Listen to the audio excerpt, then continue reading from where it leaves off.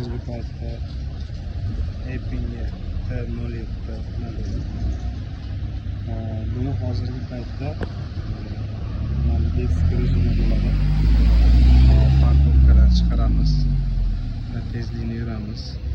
Ikkinchi skorostda qilib, xullas turmushga chiqyapti bu. Mana 50-60 dan ko'tarilib ketdi. To'xtatamiz. Va kalitni chiqaramiz. Shtatning pulti bo'lishi kerak. Shtatning pulti ikkitadan bo'ladi, farqi yo'q, qaysi bo'ladi. Bosib tursak, zavat bo'ladi o'zi. Zavat bo'ldi. Mana ko'rdinglar, pulsiz. Yopadigan va ochadigani bor. Ochadiganni bosib turamiz. Bo'ldi. Disk rejimi tushdi. Ochamiz. Qo'yaveramiz. 20 dan oshmaydi. Ikkinchi skoros, mana uchinchi skoros. Tamam. Mana aylanishi ham boshqasi.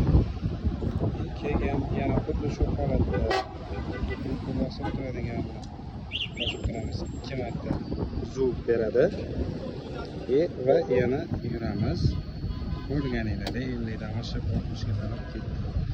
Buni ma'lumot beradigan bo'lsak, 1800 lik motor turibdi, 32 dan 5 ta, ya'ni qo'shimcha zapas-kodi bor, yana bitta akkumulyator qo'ysangiz bo'ladi.